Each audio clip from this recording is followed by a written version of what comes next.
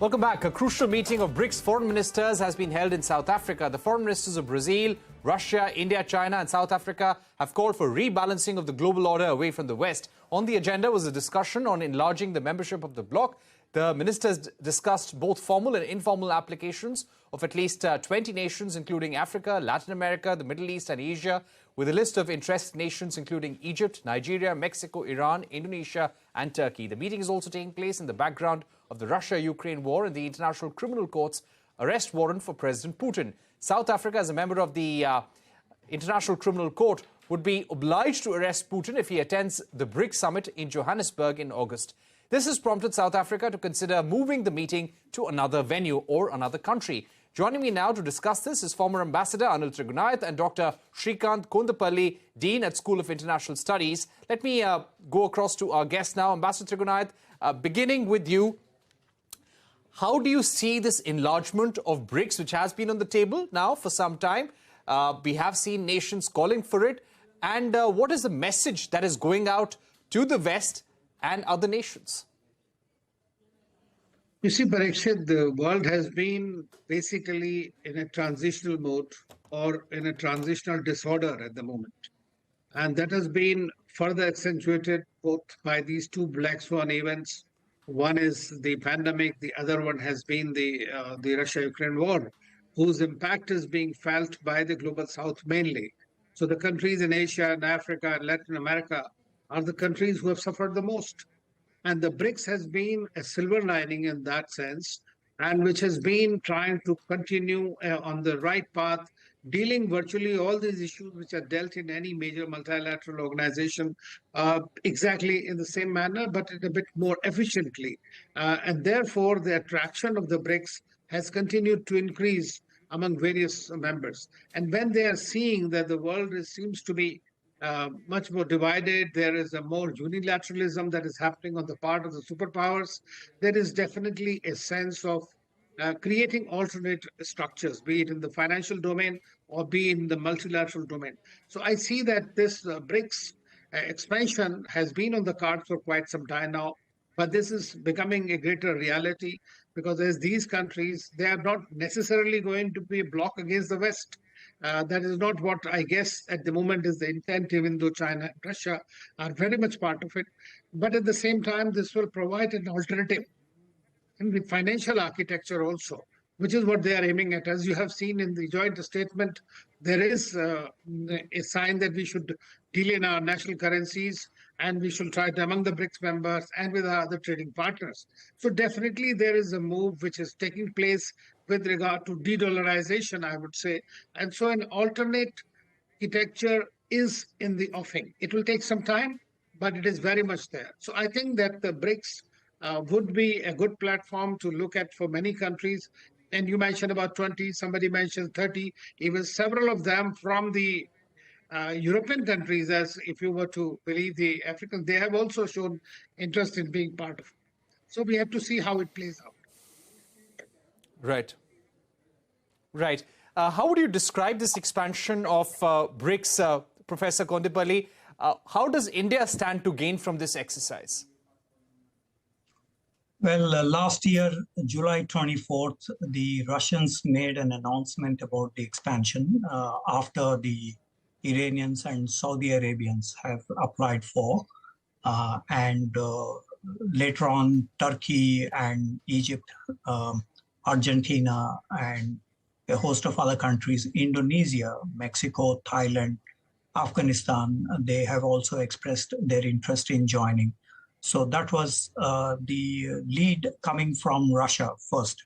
Second, the Beijing declaration last year mentioned about the possible expansion. So by September this year, when the summit meetings takes place in South Africa, that probably will be included, number one. Number two, the expectation is that there will be a lot of changes to the global governance, economic arrangements, because all these countries, Saudi Arabia, for example, which is one of the biggest energy exporter, and Turkey, many motor vehicles are produced there.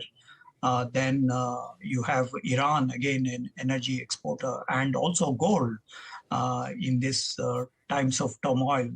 And you have also the Argentinians who produce a lot of soybeans and other raw materials. So each of these countries, Indonesia is a big maritime country. So if they are added to the BRICS, then it would increase the profile of the BRICS. So that was the expectation after the Beijing declaration. So how does India fare in this process? The BRICS has one country, one vote system, and based on consensus approach. So even if one country opposes the expansion program, it is unlikely to happen in this. So consensus is very important here. After the Fortaleza meeting, this one country, one vote system has been adopted.